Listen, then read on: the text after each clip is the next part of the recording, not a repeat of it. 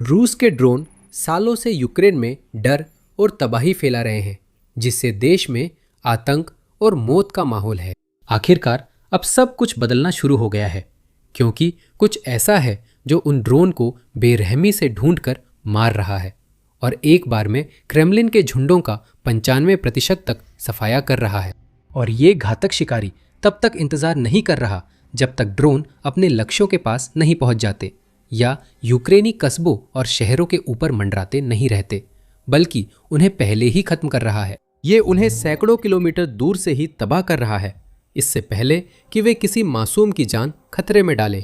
हम यूक्रेनी interceptor drone की बात कर रहे हैं, जो अब देश की वायु रक्षा का अहम हिस्सा है, क्योंकि ऐसा लगता है कि ड्रोन से निपटने का सबसे अच्छा तरीका सीधा सा है। और भी ज्यादा ड्रोन, यह निश्चित रूप से सबसे किफायती तरीका है। क्योंकि रूस के शाही ड्रोन की कीमत प्रति यूनिट लगभग 20 से 50 हजार डॉलर के बीच है, यूक्रेन वाकई में उन पर $1 मिलियन के इंटरसेप्टर मिसाइल खर्च करना नहीं चाहता। उसे आसमान में उनसे निपटने के लिए सस्ता, आसान तरीका चाहिए और इंटरसेप्टर ड्रोन इस काम के लिए बिल्कुल सही हैं। इनमें से कई ड्रोन कुछ $1000 में बनते हैं, लेकिन इन्हें ऐसे डिज़ाइन किया गया है कि ये बड़े और महंगे ड्रोन्स को भी आसानी से खत्म कर सकते हैं। उदाहरण के लिए वाइल्ड हॉर्नेट नामक कंपनी द्वारा बनाए गए स्टिंग की कीमत प्रति यूनिट लगभग 1000 से $2500 के बीच आंकी गई है। ये बेहद सस्ता है, जिससे कुछ लोगों को ये लग सकता है कि ये असली युद्ध के मैदान में शायद उतना प्रभावी नहीं होगा, लेकिन स्टिंग का डिजाइन रूसी ड्रोन के लिए इससे निपटना मुश्किल बना देता है। यह एक गोली की तरह आकार का है, जिसकी बेस पर 4 हाई थ्रस्ट मोटर लगी हुई है, जो इसे लगभग 170 मील प्रति घंटा या 280 किलोमीटर प्रति घंटा की शीर्ष गति हासिल करने में मदद करती है। और इसकी क्रूज स्पीड लगभग 100 मील प्रति घंटा या 160 किलोमीटर प्रति घंटा है। यह लगभग 7 किलोमीटर या 23,000 फीट की ऊंचाई तक पहुंचने में सक्षम है, जो रूस के शाहिद्स की 13,000 से 16,000 फीट लगभग 4 से 5 किलोमीटर की ऊंचाई से कहीं ज्यादा है। स्टिंग 500 ग्राम 1.1 पाउंड वारहेड ले जाता है और इसमें डे लाइट व थर्मल कैमरे हैं, जिससे यह दिन रात कभी भी ऑपरेट कर सकता है। और भले ही इसकी एंड्योरेंस सिर्फ 15 मिनट है और रेंज 37 किलोमीटर यानी 22 मील है, फिर भी यूक्रेन ने स्टिंग का इस्तेमाल 500 किलोमीटर या 310 मील दूर के टारगेट्स को मारने के लिए किया है। ये सब वाइल्ड हॉर्नेट विजन कंट्रोल की वजह से संभव हो पाया है, जो एक डिजिटल वीडियो और टेलीमेट्री सिस्टम है, जिससे स्टिंग बहुत दूर तक भी हाई क्वालिटी वीडियो और लो लेटेंसी कंट्रोल दे सकता है। इससे आमतौर पर एक साधारण short range FPV style interceptor को एक बहुत ज़्यादा ताकतवर और कीमती long range air defence asset में बदल दिया जाता है। इस तकनीक की असली परीक्षा अप्रैल 2026 की शुरुआत में हुई, जब खबरें आई कि एक अकेले यूक्रेनी पायलट, जिनका उपनाम हल्क है, ने 500 किलोमीटर की दूरी पर 2 रूसी शाहिद ड्रोन को मार गिराया। इतिहास में पहली बार कोई ड्रोन इंटरसेप्टर अपने ऑपरेटर से इतनी दूर जाकर लक्ष्यों को सफलतापूर्वक मार गिराने में सक्षम हुआ। अपनी सारी कौशल और अनुभव का इस्तेमाल करते हुए हल्क ने स्टिंग को जटिल परिस्थितियों में मार्गदर्शन किया और अपने लक्ष्यों को नष्ट किया। और अगर रूस ने उन्हें रोकने की कोशिश भी की होती, तो भी उनके पास कोई मौका नहीं था, क्योंकि हल्क उस इलाके में थे ही नहीं, बल्कि सैकड़ों मील दूर एक सुरक्षित स्थान पर थे। हल्क बुलावा ड्रोन यूनिट के सिर्फ एक सदस्य है और इस यूनिट ने ड्रोन युद्ध में प्रमुख भूमिका निभाई है तथा हमले का विवरण ऑनलाइन साझा किया है। यूनिट का दावा है कि ये एक बार की घटना नहीं, बल्कि घातक इंटरसेप्टर ड्रोन की बड़े पैमाने पर तैनाती की शुरुआत है, जो दूर से लक्ष्य चुनकर सटीकता से हमला करते हैं। ये सब बदल सकता है। यूक्रेनी ड्रोन टीमें और देश का तेजी से बढ़ता ड्रोन उद्योग युद्ध की दिशा अपने पक्ष में मोड़ चुके हैं, क्योंकि कीव के रक्षकों के पास अब और भी विविध व घातक मानव रहित हवाई वाहन UA उपलब्ध हैं। लेकिन उन ड्रोन में से कई की सीमा सीमित है। वे केवल अपेक्षाकृत छोटी दूरी तक ही उड़ सकते हैं, जिसका मतलब है कि उनके पायलट और ऑपरेटरों को अक्सर काफी पास रहना पड़ता है, जिससे रूसियों द्वारा पता लगाए जाने और निशाना बनाए जाने का खतरा रहता है। अगर ड्रोन क्रू सैकड़ों मील दूर के विशाल इलाकों की निगरानी और सुरक्षा कर सके। आमतौर पर 20 से 30 किलोमीटर के दायरे के बजाय वे इंटरसेप्टर के झुंड के साथ आसमान को भर सकते हैं, जो किसी भी रूसी खतरे से निपटने के लिए तैयार और इंतजार कर रहे हैं, जो उनकी नज़र के दायरे में आने की हिम्मत करे। सबसे अच्छी बात यह है कि इस रणनीति में जमीन पर बहुत कम लोग शामिल होंगे, जिससे हताहत होने का खतरा बिल्कुल न्यूनतम रहेगा। ये एक क्रांतिकारी रणनीति है जिसे यूक्रेन पहले ही सफलतापूर्वक अपना चुका है, जैसा हल्क ने फिर पुष्टि की। यूक्रेनी रक्षा बलों के आधिकारिक यूट्यूब चैनल पर जारी एक दिलचस्प वीडियो में ऑपरेटर को कार्रवाई करते हुए दिखाया गया है, जिसमें वह दूर से यूएवी उड़ाते हुए एक इंटरव्यूअर के सवालों के जवाब देता है। इंटरव्यू के दौरान हल्क बताते हैं कि उनकी यूनिट 2025 की गर्मियों से सक्रिय है और उसी साल नवंबर से इंटरसेप्टर ड्रोन का इस्तेमाल कर रही है। सिर्फ कुछ महीनों के भीतर उस एक यूनिट ने लगभग 200 टारगेट्स को मार गिराया है, जिनमें 184 शाहेब भी शामिल है। कई बार कई दिन बिना कोई ड्रोन गिराए निकल जाते हैं, लेकिन कभी कभी यूनिट सचमुच ड्रोन गिराने की होड़ में लग जाती है। हल्क ने बताया कि उनका मौजूदा रिकॉर्ड एक ही दिन में 20 ड्रोन गिराने का है, जिनमें से 17 सिर्फ 1.5 घंटे में गिराए गए थे। वह बताते हैं कि यह कितनी बड़ी उपलब्धि है। अब इतने ड्रोन गिराना बेहद मुश्किल हो गया है। वारहेड को हवा में ही सटीकता से मारना चाहिए, ताकि ज्यादा से ज्यादा सिर्फ उसका इंजन ही जमीन तक पहुंचे, जो आमतौर पर नहीं फटता। हल्क बताते हैं कि यूनिट की 90% सफल कार्रवाइयों में ड्रोन का वारहेड हवा में ही फोड़ दिया जाता है, ताकि आबादी वाले इलाकों में मलबा कम गिरे। वे स्टिंग्स और अन्य इंटरसेप्टर्स का इस्तेमाल शाहिद और अन्य रूसी ड्रोन में टक्कर मारने के लिए भी कर सकते हैं, लेकिन इसमें भारी मात्रा में मलबा गिरने का खतरा रहता है। साथ ही विस्फोटक वारहेड्स के घरों, वाहनों और नीचे मौजूद इमारतों से टकराने का भी जोखिम होता है। यूक्रेनी पायलटों को हमला चुनते समय बहुत सावधानी रखनी होती है, क्योंकि शाहिद ड्रोन फटने के बजाय गिरकर किसी व्यक्ति या घर से टकरा सकता है। इसीलिए हम कोशिश करते हैं कि वो आबादी वाले इलाकों को पार कर जाए। खुशकिस्मती से ऑपरेटरों की मदद इंटरसेप्टर के तेज प्रतिक्रिया वाले डिजाइन से मिलती है, जिससे वे सिर्फ 30 सेकंड में लॉन्च कर सकते हैं। एक बार हवा में पहुंचने के बाद ड्रोन के डे लाइट और थर्मल कैमरों की मदद से पायलट आसानी से टारगेट्स का शिकार करना शुरू कर सकते हैं, शाहिद को ट्रैक कर सकते हैं और अपने यूएवी से रियल टाइम डेटा लगातार मिलता और फैसलों के लिए जानकारी मिलती रहती है। शाहिद के पास इन इंटरसेप्टर से बचने के बहुत कम विकल्प हैं। जैसा कि पहले बताया गया था, वे आमतौर पर जमीन से लगभग 45 किलोमीटर की ऊंचाई पर उड़ते हैं, लेकिन यूक्रेनी इंटरसेप्टर्स और भी ऊंचाई पर काम करते हैं, जिससे उन्हें अपने टारगेट्स का साफ और बिना किसी रुकावट के बर्ड्स आई व्यू मिलता है जब वे आसमान में तेजी से उड़ रहे होते हैं। इंटरसेप्टर्स इतने तेज और फुर्तीले हैं कि वे सबसे तेज रूसी ड्रोन पकड़ सकते हैं। बुलावा क्रू ने पुष्टि की है कि वे पहले ही कम से कम एक जेट पावर्ड शाहिद वेरिएंट को इंटरसेप्ट करने में सक्षम रहे हैं, जो आमतौर पर 600 किलोमीटर प्रति घंटा या 370 मील प्रति घंटा की अधिकतम गति हासिल कर सकता है। इसीलिए हल्क जैसे ऑपरेटर्स खुद को सुपर हीरो जैसा मानते हैं, क्योंकि वे अपनी खासियत से रूसी खतरे खत्म कर अपने लोगों और ढांचे की रक्षा करते हैं। क्या मुझे सुपर हीरो जैसा महसूस होता है? हाँ, क्योंकि कई नागरिकों की जिंदगियां मुझ पर, मेरे भाइयों पर, हमारे कामों और नतीजों पर निर्भर है। यही आपको प्रेरित करती है और अपने काम से प्यार कराती है। क्रू ने विशेष रूप से स्टिंग की तारीफ की, इसकी उच्च स्तर की विश्वसनीयता और प्रभावशीलता को उजागर किया, वो भी कठिन परिस्थितियों में। उन्होंने खुद को शानदार साबित किया है। हमें कोई शिकायत नहीं है। -30 डिग्री में उड़ाया है और 10 सॉर्टियों में लगभग 95% सफलता दर मिली है। हम 10 में से सिर्फ एक ड्रोन खोते हैं। स्टिंग यूक्रेनी शस्त्रागार में कई इंटरसेप्टर ड्रोन में से एक है। बाकी ड्रोन देखने से पहले आप द मिलिट्री शो देख रहे हैं। अगर आपने अभी तक सब्सक्राइब नहीं किया तो अब करें। रूस जहां कुछ चुनिंदा ड्रोन पर निर्भर है, वही यूक्रेन का घरेलू रक्षा उद्योग अब कई हजार कंपनियों का है, जिनमें सैकड़ों नई ड्रोन तकनीकों पर काम कर रही हैं। इसमें कई तरह के इंटरसेप्टर शामिल है, जैसे कि P1 सन। उदाहरण के लिए कीव के पास मौजूद सबसे चर्चित ड्रोन में से एक P1 सन स्काईफॉल कंपनी द्वारा बनाया गया है। इसका डिजाइन स्टिंग जैसा है, जिसमें बुलेट जैसी आकृति है और यह लगभग 300 किलोमीटर प्रति घंटा या 185 मील प्रति घंटा की रफ्तार से उड़ सकता है। लेकिन जरूरत पड़ने पर यह इससे भी तेज यानी 450 किलोमीटर प्रति घंटा या 280 मील प्रति घंटा तक जा सकता है, जो कि अधिकांश दुश्मन यूएवी को पकड़ने के लिए काफी तेज है।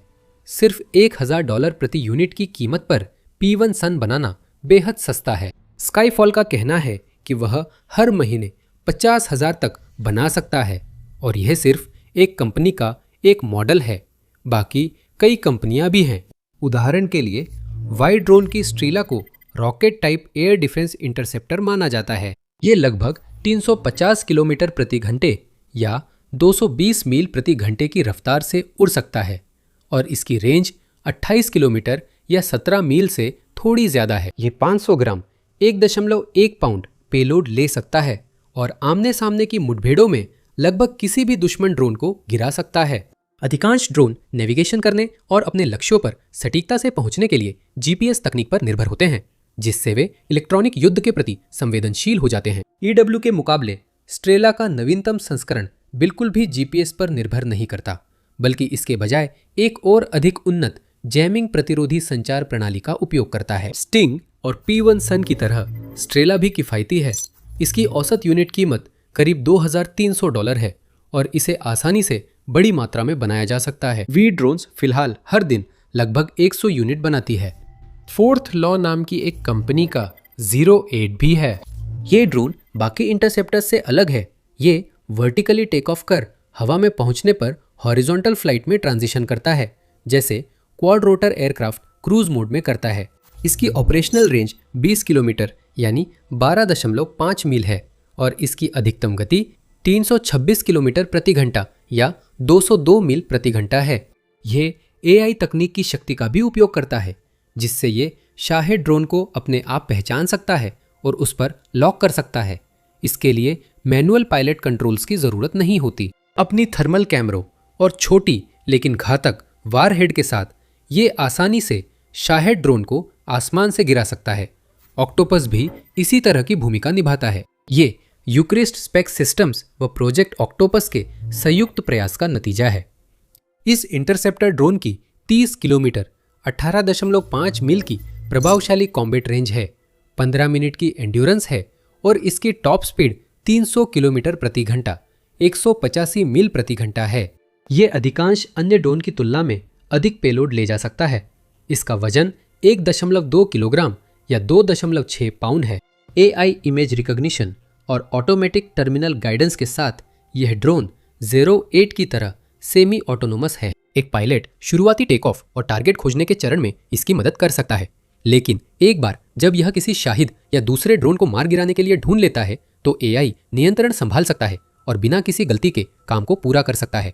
और समय के साथ यूक्रेन की इंटरसेप्टर आर्मी और भी मजबूत और विविध होती जा रही है। उदाहरण के लिए मार्च 2026 में देश के रक्षा मंत्रालय ने नए JD Shahid Hunter drone launch करने की घोषणा की। इनमें हल्का, कॉम्पैक्ट लेकिन मजबूत फ्रेम, 4 हाई पावर मोटर और हाई कैपेसिटी बैटरी है, जिससे ये अन्य मॉडलों से ज्यादा देर हवा में रहते हैं। सिर्फ 4 किलोग्राम यानी 9 पाउंड वजन वाले जेडी में 500 ग्राम पेलोड और जमीन से करीब 20,000 फीट या 6 किलोमीटर की ऊंचाई तक पहुंचने की क्षमता है। ये अपने टेक ऑफ जोन से 40 किलोमीटर या 25 मील के दायरे में लक्ष्यों पर हमला कर सकते हैं और 350 किलोमीटर प्रति घंटा या 220 मील प्रति घंटा की रफ्तार से उड़ सकते हैं। जेडी अपने लक्ष्यों को खोजने, नष्ट करने के लिए इंसानी और तकनीकी इनपुट के संतुलित मेल पर निर्भर करता है। मानव नियंत्रण टीमें उड़ान और लक्ष्यों का प्रबंधन करती है। वही पास के रडार सिस्टम ड्रोन को रियल टाइम डेटा भेजते हैं, जिससे वो दुश्मन ड्रोन की लोकेशन पहचान कर रेंज में आते ही तुरंत हमला कर सके। जेडी में भी अन्य इंटरसेप्टर्स की तरह डे लाइट और थर्मल इमेजिंग कैमरे लगे हैं, जिससे वह दिन रात काम कर सकते हैं। इसमें इतनी ताकत है कि यह शाहिद, ज़ेरिन, गबेरा स्ट्राइक ड्रोन और ज़ाला सुपरकैम निगरानी प्लेटफॉर्म्स को भी गिरा सकता है। आने वाले हफ्तों और महीनों में यूक्रेनी रक्षा उद्योग में और भी पैसा आने वाला है, जैसे कि यूरोपीय संघ द्वारा कीव को भेजा जाने वाला 90 अरब यूरो, 105 अरब डॉलर का ऋण। जैसे जैसे युद्ध चलता रहेगा, देश के इंटरसेप्टर्स और भी ज्यादा स्मार्ट, ताकतवर, तेज और घातक होते जाएंगे। रूस ने ड्रोन युद्ध पर पूरी तरह दांव लगाया है, क्योंकि यही हथियार क्रेमलिन के पास यूक्रेन को लगातार नुकसान पहुंचाने के लिए है। उसके टैंक इतने अच्छे नहीं थे, क्योंकि उनमें से सचमुच हजारों बारूदी सुरंगों, रॉकेटों और कामिकाज़े यूएवी से उड़ा दिए गए। उसके बख्तरबंद वाहन यूक्रेन की मजबूत अग्रिम चौकियों को भेदने में बेकार रहे हैं। अब उसकी आत्मघाती टुकड़ियां आमतौर पर 15 से 20 अनजान, बिना प्रशिक्षण और समर्थन वाले नए रंगरूटों से बनती हैं, जिन्हें पता नहीं क्या करना है। मूल्यवान जमीन हासिल करने या क्रेमलिन की युद्ध मशीन को उसके घोषित लक्ष्यों के करीब पहुंचाने के मामले में इनका लगभग कोई असर नहीं पड़ता है। ड्रोन राष्ट्रपति व्लादिमीर पुतिन और उनके कमांडरों के लिए आखिरी दाव हैं। ये यूक्रेन में किसी भी अन्य हथियार की तुलना में अधिक हताहत करते हैं और कम से कम रूस को यूक्रेनी बुनियादी ढांचे जैसे सबस्टेशन और लॉजिस्टिक्स हब को नुकसान पहुंचाने और नष्ट करने की अनुमति दी है। इसीलिए क्रेमलिन यूएवी का उत्पादन बढ़ाकर, संयंत्रों में निवेश कर शाहिद्स और अन्य हमला ड्रोन बड़ी मात्रा में बना रहा है, ताकि विरोधी को पछाड़ सके। कुछ समय के लिए विश्लेषकों को डर था कि यह रणनीति काम कर जाएगी, क्योंकि जब आसमान में और अधिक ड्रोन होंगे तो यूक्रेन का विश्व स्तरीय वायु रक्षा नेटवर्क भी आखिरकार इस दबाव के आगे झुक जाएगा। उसे सीमित इंटरसेप्टर मिसाइलों का उपयोग करना पड़ेगा, जिससे क्षेत्रों की रक्षा और लोगों की सुरक्षा के लिए करोड़ों डॉलर का हार्डवेयर नष्ट होगा। और आखिर में भले ही वह दुश्मन के 80 या 85% खतरों को भी नष्ट कर सके, फिर भी कुछ इतने बच जाएंगे कि वे गंभीर और स्थायी नुकसान पहुंचा सके। सौभाग्य से यूक्रेन ने एक बार फिर अपने संदेह करने वालों को गलत साबित किया है और एक असंभव सी लगने वाली स्थिति को पलट दिया है, और ये सब इन इंटरसेप्टर ड्रोन की वजह से संभव हो पाया है। ये कीव के रक्षकों को रूसी झुंडों का सबसे किफ़ायती और प्रभावी तरीके से मुकाबला करने में मदद दे रहे हैं। दुश्मन के अधिकतर ड्रोन को यूक्रेन के कस्बों और शहरों से दूर गिरा रहे हैं, जिससे नुकसान की संभावना नहीं रहती। हर बार ड्रोन गिरने पर क्रेमलिन की दसियों हजार डॉलर की रकम जलकर राख हो जाती है। अकेले में ये ज्यादा नहीं लगता, लेकिन ये नुकसान मिलकर बड़ा असर डालते हैं। और जब रूसी अर्थव्यवस्था गंभीर स्थिति में है, तो देश कम नतीजों के लिए पैसे और संसाधन बर्बाद नहीं कर सकता। ये लंबे समय तक टिकाऊ नहीं है, और अपनी डींग और धमकी के बावजूद पुतिन भी ये बात जानते हैं। लेकिन यूक्रेन के लिए ये समीकरण कहीं ज्यादा फायदेमंद है। $50,000 के खतरे को $2,000 के ड्रोन से खत्म करना किसी भी नजरिए से देखा जाए तो ये बहुत बड़ी जीत है। यूक्रेनी ड्रोन दल अपने इंटरसेप्टर के साथ लगातार अधिक कुशल हो रहे हैं। उदाहरण के लिए मार्च 2026 में उन्होंने कथित तौर पर 2300 से अधिक हवाई खतरों को मार गिराया। यह पिछले महीने की तुलना में 55% अधिक था। अगर यूक्रेन इसी गति से चलता रहा तो वह हर महीने और भी हजारों यूएवी गिरा सकता है, और रूस का सबसे बड़ा खतरा बेअसर हो जाएगा। जब क्रेमलिन के ड्रोन बेकार हो जाएंगे, पुतिन के कमांडर सिर्फ अपनी नाकाम अग्रिम मोर्चे के हमलों और जमीन हासिल करने की बढ़ती हुई हताश कोशिशों पर निर्भर रहेंगे। इंटरसेप्टर बेड़े से मजबूत यूक्रेन रूसी लाइनों में कमजोरियां ढूंढकर दुश्मन की कमजोर हालत का फायदा उठा सकता है और कीमती इलाके फिर से हासिल कर सकता है। संक्षेप में कहे तो हालात लगातार बदल रहे हैं। अब यूक्रेन मजबूत हो रहा है, जबकि रूस की सेनाएं स्थिर हो गई हैं। और आप इस वीडियो में जान सकते हैं कि ये कैसे हो रहा है, जिसमें दिखाया गया है कि यूक्रेन के क्रूर गहरे प्रहार अभियान ने कब्जे वाले इलाकों और रूसी क्षेत्रों में भी दूर दूर तक रक्षा व्यवस्था को कैसे तोड़ दिया है। या फिर इस वीडियो को देखें ताकि आप जान सके कि यूक्रेन किस तरह से अपनी वायु रक्षा को अन्य तरीकों से अपग्रेड कर रहा है, जिससे अपने कस्बों, शहरों और महत्वपूर्ण ढांचे के चारों ओर अदृश्य लेकिन अभेद्य ढालें बनाई जा रही हैं। और अगर आप ऐसे और वीडियो देखना चाहते हैं और रूस और यूक्रेन में जमीन पर हो रहे ताज़ा सैन्य नवाचारों, रणनीतिक सफलताओं और बड़े बदलाव लाने वाली घटनाओं की जानकारी पाना चाहते हैं, तो आज ही द मिलिट्री शो को सब्सक्राइब करें।